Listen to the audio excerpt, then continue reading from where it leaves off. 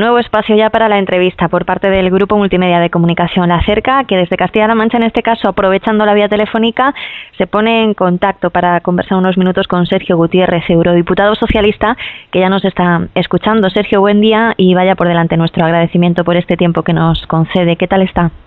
Hola, buenos días. Bien, y gracias a vosotros por hacernos un hueco también a la agenda europea. Bueno, la pregunta inicial es casi obligada. ¿Cómo se ve desde allí, desde la esfera europea, la situación política de nuestro país? Que aquí para algunos es emocionante y esperanzadora, para otros es preocupante y para otros es directamente incalificable. Pues sobre todo yo creo que con mucho respeto, porque la hora de negociar programas o de negociar la investidura de un gobierno es algo también pues muy tradicional en el conjunto de la Unión Europea.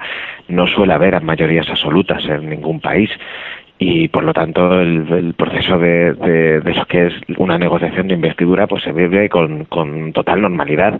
Luego, por supuesto, pues a quien preguntes, ¿sabes? Si preguntas a los conservadores europeos, pues obviamente les preocupa que no haya un gobierno en el que haya una mayoría conservadora. Si le preguntas a los progresistas, pues obviamente esperanzados de que haya un gobierno de cambio. Pero en líneas generales, más allá de las, como diría, las preferencias de cada uno en función de su familia ideológica, lo que hay es muchísimo respeto. No, yo creo que España es un país serio, lo hemos demostrado muchísimas veces, que tenemos un gobierno responsables y, sinceramente, Pedro Sánchez, que tiene una trayectoria también europea, ayer estuvo en la reunión previa de los líderes socialistas, transmite muchísima tranquilidad y muchísima confianza al conjunto de los líderes europeos, y eso creo que es bueno que se sepa. Usted lo acaba de decir, el líder del PSOE, Pedro Sánchez, y también el presidente del Gobierno en funciones, Mariano Rajoy, viajaban ayer a Bruselas con motivo de la reunión del Consejo Europeo en la que los jefes de Estado y de Gobierno de la Unión pues intentaban un acuerdo con el Reino Unido para facilitar la permanencia en Europa comunitaria. Pero además también el motivo que les llevó allí era de alguna manera participar en varias reuniones o encuentros para explicar la situación que vive España a la espera de la formación de este nuevo Ejecutivo. Curiosamente, las cámaras podían captar a un Rajoy convencido de que Pablo Iglesias no va a posibilitar el gobierno de Sánchez. ¿Este momento, a su juicio, en su opinión, ha sido más un descuido o una estrategia en estos días de frentes abiertos? Yo creo que fundamentalmente ha sido un reflejo de que Rajoy ha tirado la toalla. Y he de recordar que Rajoy, que ganó las elecciones, se negó hasta 2 veces a ir a un debate de investidura, es decir, a intentar ser presidente del gobierno, y muestra sobre todo 2 cosas. Uno, que como digo, que ha tirado la toalla, que ve que en este tiempo político no tiene nada que hacer, que produce mucho más rechazos que la sociedad española y, por supuesto, en los grupos parlamentarios que apoyos, y sobre todo también muestra la frustración del Partido Popular. Yo creo que el deseo hoy del Partido Popular, viéndose incapaz de formar gobierno porque nadie les apoya, es la de que haya segundas elecciones. No sé si es una estrategia, como bien dices, un descuido. Lo que sí sé es que es un reflejo de la realidad y los deseos del PP. Se dice desde muchos ámbitos que la postura de los grandes países de la Unión, encabezados sobre todo por Alemania, es la de ser más partidarios de la opción de un gobierno de confluencia que pase por ese gran pacto entre socialistas y populares, y también que se está intentando generar cierta inquietud entre los propios países de la Unión sobre el peligro que supondría la formación de un gobierno progresista. Usted, que está allí sobre el terreno, ¿está comprobando que estos dos son mensajes que se están lanzando allí? Para nada, mira, lo que sí que hay en la Unión Europea es un debate muy de fondo sobre la estrategia todavía de la crisis económica. Hay gente que quiere alimentar los miedos, pero alimentar los miedos precisamente para conseguir a través del miedo lo que no son capaces de conseguir a través de los números, de los escaños. y eso es lo que no podemos permitir ni entrar en su juego. Es una irresponsabilidad hacia el país, ¿eh? Por ejemplo, cuando Margallo, el ministro de Asuntos Exteriores, ha estado diciendo por todo el mundo que si hay un gobierno socialista nos saldríamos de la coalición antiyihadista. Es una irresponsabilidad y es una memez, las dos cosas. Entonces, eso es lo que no se puede hacer en política, o sobre todo en la política de aquellos que se llenan la boca con sentido de Estado, ¿no? O con patriotismo. No, pues mira, ser patriótico es radicalmente lo contrario a lo que está haciendo Margallo y el señor Rajoy. Y lo que hay un debate de verdad en Europa son entre los gobiernos que quieren seguir con mayor o con menor dureza, pero con la política de austeridad que ha llevado a los mayores índices de recesión, de pobreza y de exclusión social en la Unión Europea, y de aquellos gobiernos que quieren cambiar las cosas, como lo quiere cambiar Renzi en Italia, Hollande en Francia, Costa en Portugal. Y aquí hay un debate de fondo que claro que tiene que ver con quién ocupa la presidencia del gobierno, sobre qué política europea se hace para salir de la crisis económica con igualdad. Y ese es el debate. Todo lo demás pues son, como digo, estrategias pues internas o de partido, pero no tienen nada que ver con la realidad. Precisamente de esto hablaba usted y otros eurodiputados españoles recientemente en un debate mediático que se organizaba allí en Bruselas para comentar qué le espera allí al futuro posible nuevo gobierno que se forme en España. Todos coincidían de algún modo en señalar que la vuelta a las aulas de la Unión Europea del futuro gobierno español será de todo menos fácil. ¿Qué vaticina usted en este sentido? Pues, oye, tenemos una situación muy complicada, no para el gobierno de España, para toda la Unión Europea. Tenemos todavía una salida de una recuperación económica muy débil, muy dependiente del exterior, de los precios del petróleo bajos, también de unos tipos de interés también inusualmente bajos, y también vemos que más allá de nuestras fronteras, incluso dentro, pues hay ahora una nueva duda sobre los bancos, en este caso fundamentalmente alemanes, italianos, que nos hacen retrotraernos al 2010, 2011, y también, por ejemplo, la crisis que están teniendo países como China o Sudamérica, que también nos pueden afectar a nosotros. Por lo tanto, el panorama internacional es duro, y eso obviamente hace que también una Unión Europea todavía muy débil, que todavía no ha salido de la última enfermedad económica que ha tenido, que estamos en una recuperación lenta, pues tengamos que pues un panorama pues complicado y en el que sabemos que hay que hacer políticas responsables. Pero más allá de eso, como digo, hay un debate de fondo. Y por ejemplo, yo vi ayer al señor Rajoy venir a alentar la política del miedo ante los líderes europeos, y vi a Pedro Sánchez reunirse con el comisario de Economía para pedirle más flexibilidad en el calendario de reducción del déficit precisamente para España, para no tener que producir ningún recorte social. Por lo tanto, hay dos actitudes. Hasta aquí quería yo llegar precisamente, porque una de las cosas de las que se está hablando mucho en esa negociación que se está llevando a cabo en España para intentar acuerdos es lograr precisamente una mayor flexibilidad por parte de Europa en lo que a déficit se refiere. Usted defiende que esto no tiene por qué pasar exclusivamente por la reducción del gasto.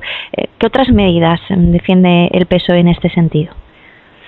Pues mira, primero tenemos que hablar de la senda, y hasta el Fondo Monetario Internacional ha dicho que el calendario de reducción del déficit, es decir, que cada año se tenga un objetivo de déficit a que hay que llegar sí o sí, hasta nos está diciendo que la Unión Europea en su conjunto, y especialmente para España, ha sido excesivo, que la cuestión no era que había que reducirlo, sino la velocidad de la reducción.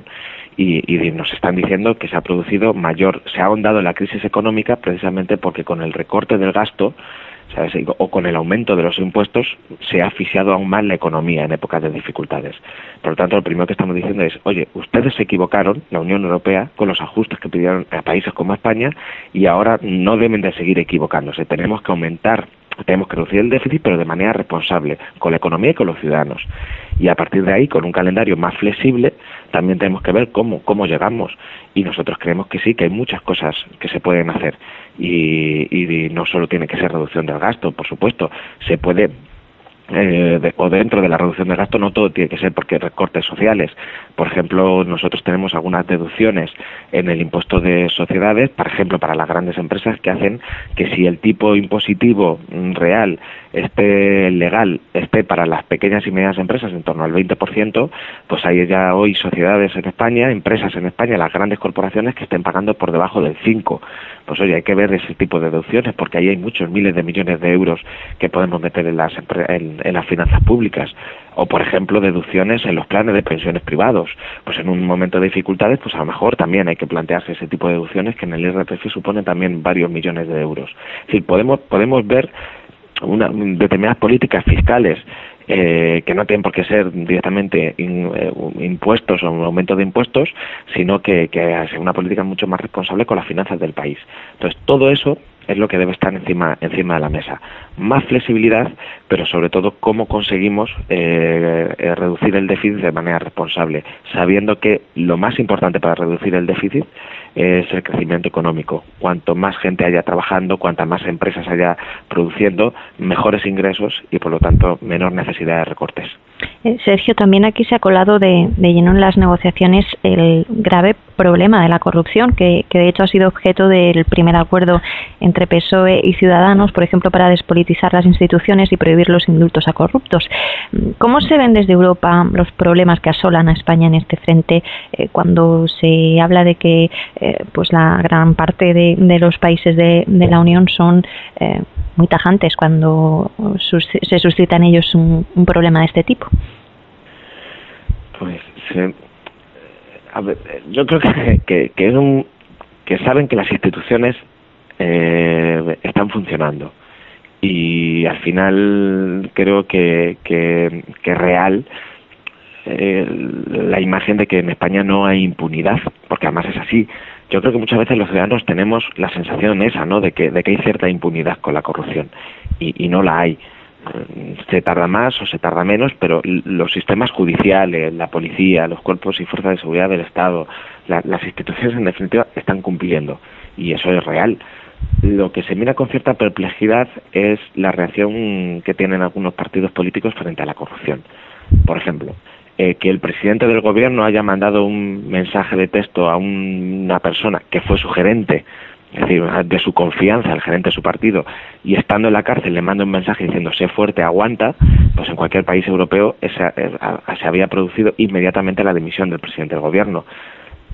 O por ejemplo que el ministro de Finanzas, de Economía del Partido Popular, el vicesecretario general del Partido Popular, pues estando imputado haya ido a reunirse a la sede del Ministerio de Economía con el actual ministro de Economía y no haya pasado absolutamente nada, pues obviamente, con el ministro del Interior, perdón, obviamente pues produce perplejidad, es decir, tiene una relación normal nuestros gobiernos, nuestros representantes, nuestros presidentes, nuestros ministros, con personas acusadas de corrupción, algunas de ellas incluso en la cárcel.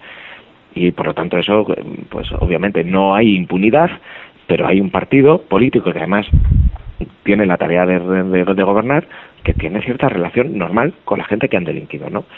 Y entonces eso, pues obviamente llama mucho, o presuntamente delinquido, pero eso llama mucho la atención, ¿no? Y todo esto se produce mientras paralelamente Europa parece seguir congelada de alguna manera en lo que a la problemática de los refugiados se refiere. ¿Qué hay que hacer cuanto antes para dar solución a este drama que están viviendo todas estas personas que incluso se dejan la vida en el intento de huir de la guerra en Siria? Pues tres cosas. Uno, hay que actuar, llevar una estrategia eficiente y humanitaria en Siria. Y no solo en Siria, sino en muchos países, Eritrea, Jordania, que están viviendo situaciones de dificultad, ¿no? Y que no todos los refugiados son sirios, son de otros muchos países. Entonces hay que llevar una estrategia efectiva y humanitaria y hay que producir corredores humanitarios, hay que aumentar la protección de los ciudadanos allí y hay que aumentar también los presupuestos en cooperación y ayuda a la humanitaria precisamente para evitar el aumento día tras día del número de refugiados. Lo segundo es que hay que hacer una política europea de asilo y de refugio y hay que revisar la normativa y hay que revisar sobre todo y cambiar las actitudes de los países. Hoy tenemos Por ejemplo, Italia, Grecia, tienen unos problemas reales de avalancha de refugiados. Y eso no se puede pretender por muchos Estados miembros, por muchos Estados de la Unión Europea, que es un problema de los países a los que llegan. Tiene que ser un problema del conjunto de la Unión Europea, y por lo tanto tiene que haber una política, sí, de reparto de cuotas obligatorias. Es decir, que cuando un ciudadano llega desde Siria, un refugiado de Siria a Italia o de Siria a Grecia, no está queriendo llegar a esos países, está queriendo llegar a la Unión Europea, y por lo tanto tenemos que evitar debates internos, ¿sabes?, de política nacional, de política doméstica, que alimenta sobre todo los partidos radicales, los xenófobos, sobre cuánto acoge cada cual o de qué manera los acoge, porque esos debates siempre se producen a la baja, a la costa de los más débiles. Y por lo tanto tenemos que hacer una política europea de refugio y asilo, que significa un registro común, un reparto común y obligatorio, y un presupuesto común también insuficiente para ayudar a esas personas, para insertarlas, para integrarlas o para ayudarlas. Estamos hablando incluso que en algunos países es necesario lo básico, que es dinero suficiente para darles de comer y para darles un techo. No son inmigrantes, no es un debate sobre inmigración ilegal, legal, no. Son gente que tiene reconocido el derecho internacional de huir del horror, de salvar su vida y la de sus familiares, y por lo tanto nosotros creo que no solo no es que estemos a la altura de las circunstancias, sino que estamos incumpliendo la legislación internacional. Para terminar, me gustaría dar dos pinceladas sobre sendas cuestiones que afectan directamente a Castilla-La Mancha. El primero es el asunto del agua. Recientemente un grupo de eurodiputados viajaba hasta el Tajo, concretamente a Talavera de la Reina, para comprobar su estado. Y me gustaría preguntarle qué ha contrastado usted, qué se ha extraído de esa visita y qué puede hacer Europa en este sentido por Castilla-La Mancha. Pues estamos desde la Unión Europea evaluando los planes de cuenca que ha elaborado el Gobierno de España concretamente para el Tajo. Y ya hemos visto que en el plan de cuenca que se aprobó en el 2012, ya la Comisión Europea ha dicho que se incumplen al menos la Directiva Marco del Agua y la Directiva de Aguas Residuales. Y ahora vamos a evaluar también el segundo plan de cuenca que se ha aprobado en enero del 2016. Para ver si se han corregido o no esas deficiencias. Nosotros, ¿qué es lo que hemos visto en esa visita, los eurodiputados que fuimos a Talavera de la Reina? Pues bueno, la impresión generalizada, vamos a hacer un informe ahora a principios del mes de marzo sobre esa visita, es que tenemos un problema de cantidad y de calidad del agua, y que lo que vamos a pedir, o por lo menos personalmente voy a pedir que así se refleje en el informe del Parlamento Europeo, es que es necesario aumentar el caudal ecológico que tiene que haber en el río Tajo, porque se está poniendo en riesgo la biodiversidad del río, porque se está también perjudicando social y económicamente a los pueblos ribereños, y porque sinceramente creemos que es necesario llevar una política más sostenible medioambientalmente concretamente en el río Tajo.